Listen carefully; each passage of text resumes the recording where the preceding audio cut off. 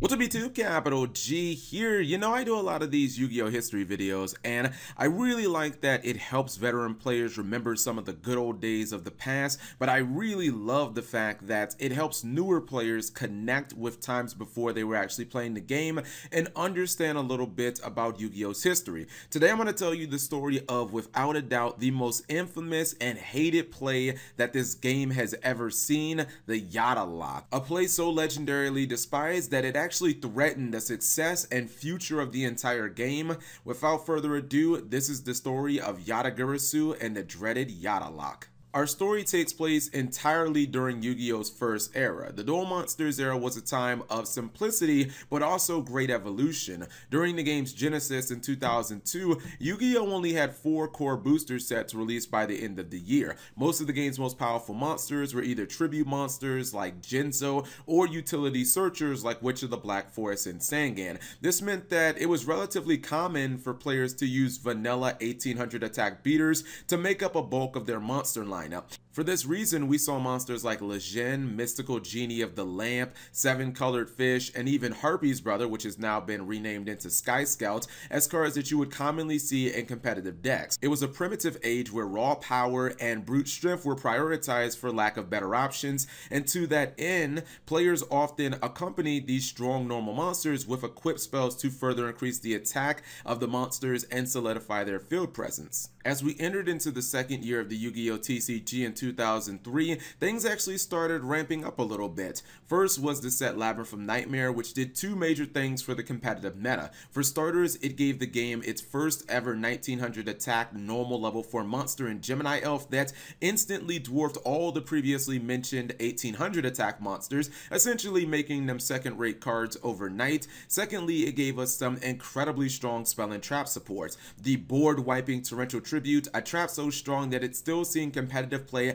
at the highest level of Yu-Gi-Oh! Currently, over 15 years after it was released. United We Stand, an equipped spell that had the potential of attack boosting 4 times greater than the very respected Axe of Despair from Magic Ruler, and of course Yugi's famous Magic Cylinder that was used in the Duel Monsters anime. A trap that could not only negate an opponent's monster's attack, but actually would inflict damage to them as well. Labyrinth of Nightmare as a whole gave us some new tools to power up our decks a little bit, but it was absolutely nothing compared to the next set. June 6, 2003, it may have been irony that Legacy of Darkness came out on D-Day, because with the release of this hellishly powerful set, the format was as chaotic as a war zone. Yata, Fiber Jar, Last Turn, Royal Oppression, Injection Fairy Lily, Super Rejuvenation, Reinforcements of the Army, Twin Head Behemoth. This might be hard to believe, but this very set was responsible for at one point a staggering 14 cards on the Yu-Gi-Oh! Forbidden and Limited list. So many cards such as Last Turn, Fiber Jar, and Convulsion of Nature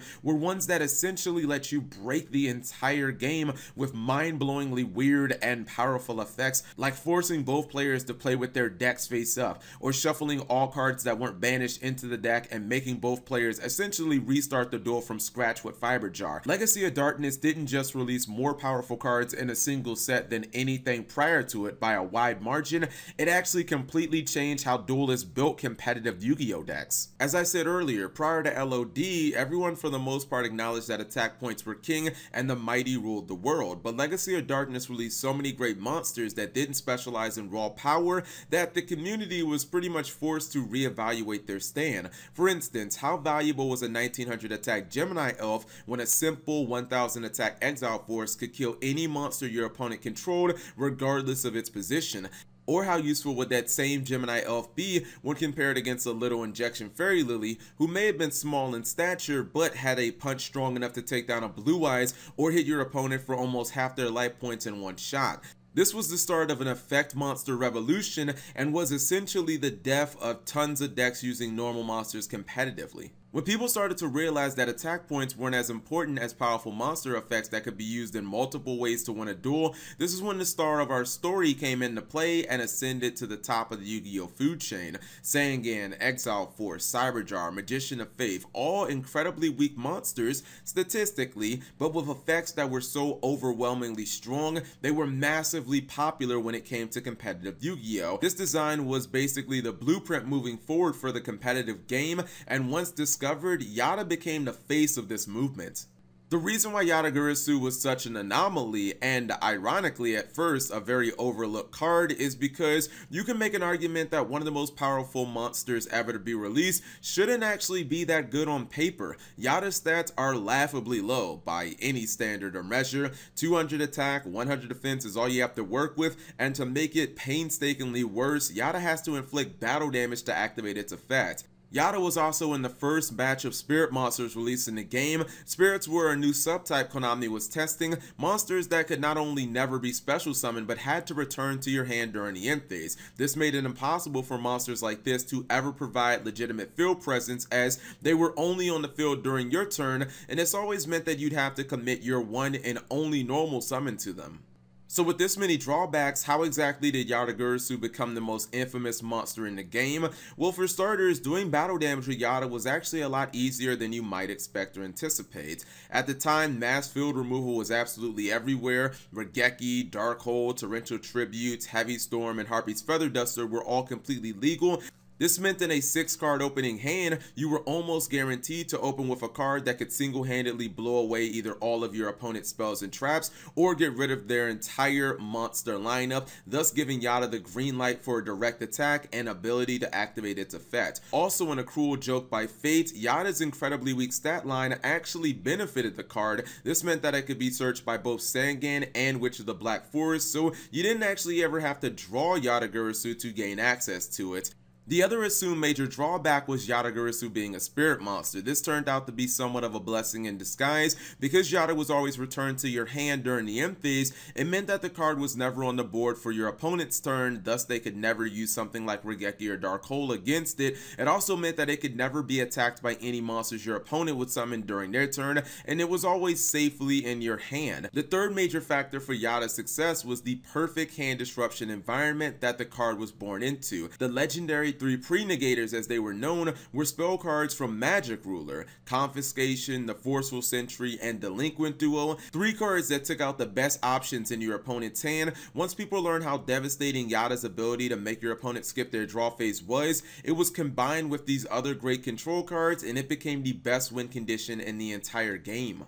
Imagine this, a competitive Yu-Gi-Oh world where Yata is essentially the kiss of death. It strips away your ability to ever gain new resources to help you win the duel. It is, above all else, the one effect you can never allow your opponent to get off. An ideal plan would probably be to defend yourself using monsters, defensive quick play spells, and of course trap cards, but with so many important board wipes in the game like Regeki, Dark Hole, Torrential Tribute, and others, combined with Pot of Greed and Graceful Charity both being illegal to help your opponent get to them even quicker, that defensive plan was basically dead on arrival. Also, with the pre-negator hand control cards giving your opponent the ability to take away your best defensive options before you got a chance to even set them on the field, you now get an idea of why it was so easy to pull off Yata effect. Just so it's clear, getting Yata's effect off one time didn't automatically end the duel right then and there. Technically speaking, if your opponent had one monster or two in their hand to defend themselves with. However, not only did it give you an overwhelming advantage to win the duel with, but the likelihood of you actually losing if you were a good player was practically zero. The concept was rather simple. If your opponent had a live monster, they would in most cases only have one single turn to play out of the Yata lock, and if you could defend yourself for that turn or had a way of killing their monster, the game was just flat out over. To put it into perspective, assume you and your opponent both had 3 cards when you hit them with the effect of Yata. Desperately clinging to life, they would summon their last monster and try to attack your presumably open field, or let's just say you had an open field in this situation. If you had an answer for their monster, for instance Mirror Force, Torrential Tribute, Bottomless Trap Hole, or something like Regeki, you would simply kill their monster and now they would be down to 2 cards. With each new turn, you would gain additional resources through your draw phase. These could range from cards that were defensive in nature, like some of the ones I mentioned, or ways of getting huge monsters on board that your opponent simply couldn't kill. This could be done using cards like Monster Reborn, Premature Burial, and Call of the Haunted, as none of these actually use your normal summon, which of course you'd be using for Yata.